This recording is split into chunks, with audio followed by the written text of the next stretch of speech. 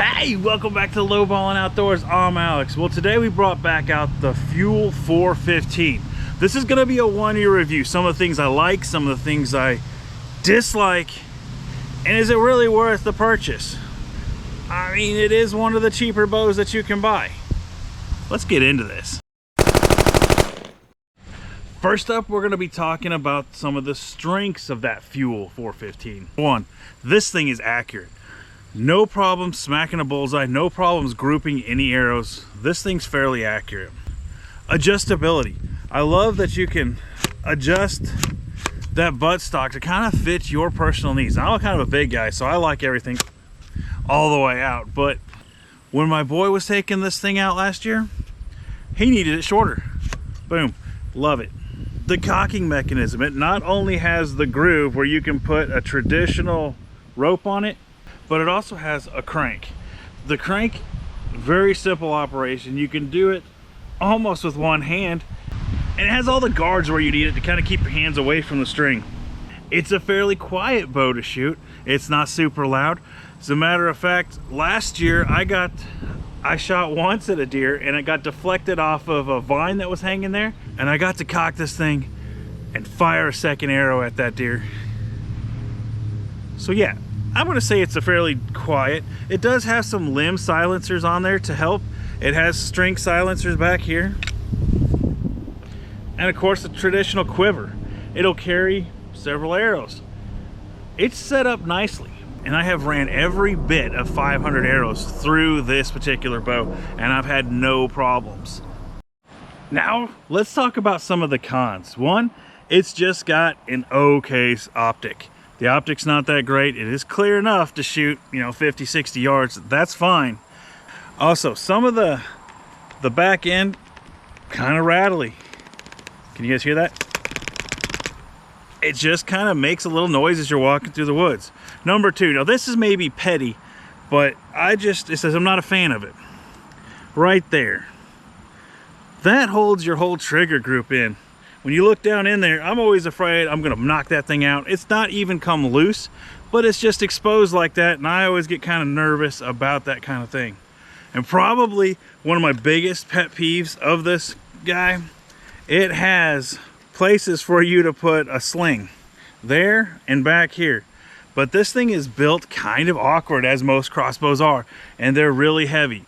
You're not putting a sling on it and walking through the woods, and if you are, my hat comes off to you. Now, I know when you read online, you hear tons of folks saying, oh, I blew it up after the first shot, I blew it up after the second shot, whatever. The only actual problems that I've ever experienced is this right here. See that?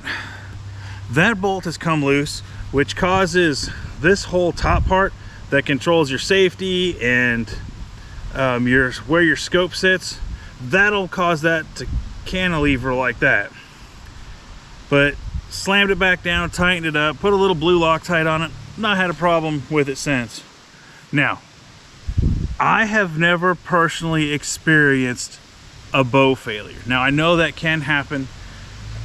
415 feet per second is extremely fast. I don't like to run it that fast. Something that's gonna help the longevity of your crossbows, and I don't care whether it's a KI or a 10-point or any of them, make sure you trash those arrows that come with it and go pick yourselves up heavy arrows with a heavy broadhead. You want to slow that critter down, because the slower that thing's moving, the more it's going to actually protect your limbs, just like on a regular bow, guys. There's so much pressure coming off that string.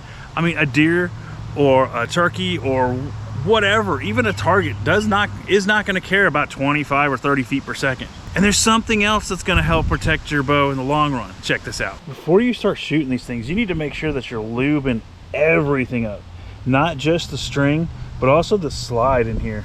And I mean, we want a heavy coat of lube on it, because we don't want any of these areas just to be dry. And that's what's going to cause a lot of our problems, is dry strings. We just can't have it.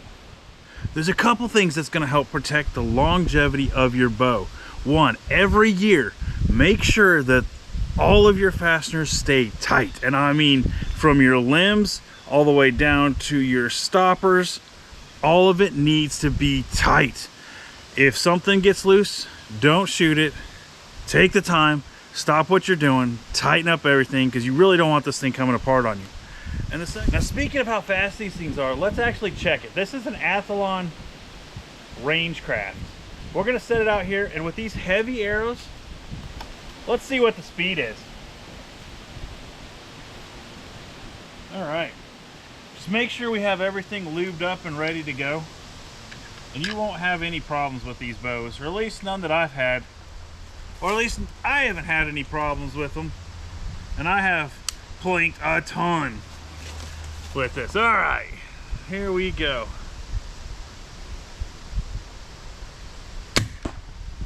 Bingo. 384 feet per second. Now that's not quite the 415, but that's what we're looking for. We want to slow it down slightly. So I'm guessing the main question is, would I recommend the KI 415? Absolutely. I've had almost zero problems out of this other than the basic maintenance stuff. If you take care of that, the bow's going to take care of you. Remember, this is a budget-minded bow, and for the price of these things, absolutely, I would recommend the KI 415 fuel. Guys, thanks for watching, and until next time, keep it cheap.